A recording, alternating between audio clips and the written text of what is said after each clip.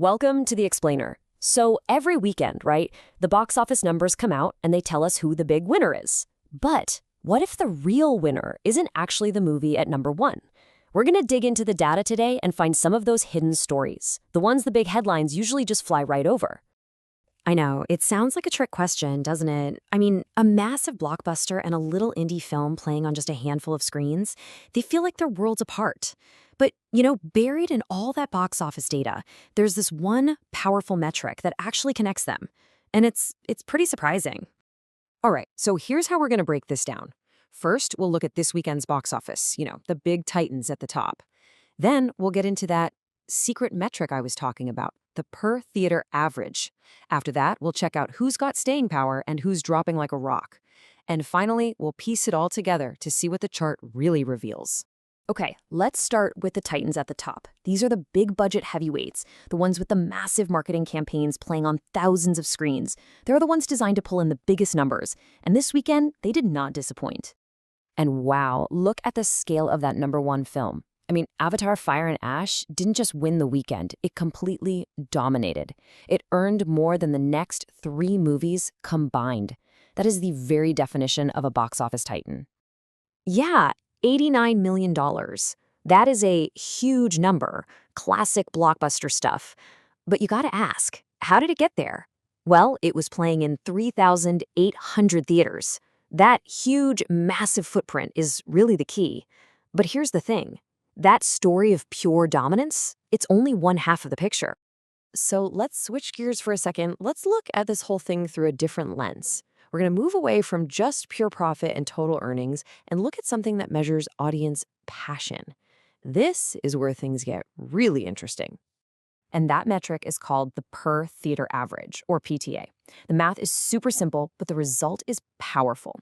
You just take a movie's total weekend gross and divide it by the number of theaters it's in, and bam, what you get is the great equalizer. It shows you which movies are really packing the house, generating so much demand that every single seat is filled, whether it's on one screen or 4,000. Okay, and this is where the story completely flips on its head. On one side, you've got the behemoth, Avatar, with a very respectable 23 grand per theater. Solid, right? But look at the other side. This indie film, Marty Supreme, playing in just 6 theaters, pulled in an absolutely mind-blowing $145,000 per screen. That's more than 6 times what the number one movie in the country made on a per-screen basis. That is just pure concentrated demand. And for a little movie like that, a number like this is a signal flare to the entire industry. It says, hey, we've got a hit on our hands. And that can mean everything. A wider release, award nominations, you name it. And it wasn't just a one-off thing, not a fluke at all.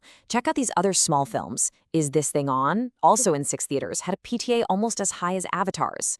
And get this, the voice of Hind Rajab was on only 2 screens in the whole country, and it was still pulling in over 17 grand per screen. It just goes to show you, a packed house sends a really powerful message. All right, so opening weekend is one thing, but what about week 2? Or week 5? Or even week 10? Now let's talk about staying power. Let's look at who's got legs and who's fading away. Yikes! A 90% drop? I mean, that's brutal. That basically means the party was over the second opening weekend ended. It's what happens when all that initial hype just fizzles out and doesn't turn into actual sustained interest. But then you flip the coin over and you get these incredible survivors. Look at Little Trouble Girls. Its audience went up by over 128%. That's more than double. These are the films that are building steam, usually just from people telling their friends, you have to see this. They're finding a whole new life weeks after they came out. And hey, even a tiny drop, like that 3.4% for It Was Just an Accident, that's a great sign. It means a film has found its people, its dedicated audience. And speaking of survivors, you want to talk about staying power? How about this little detail? Hundreds of Beavers has been in theaters for 100 weeks. 100. That's almost 2 full years. It's just amazing, right? It shows that some movies can just hang on, quietly finding their audience week after week after week. Okay, so let's put it all together.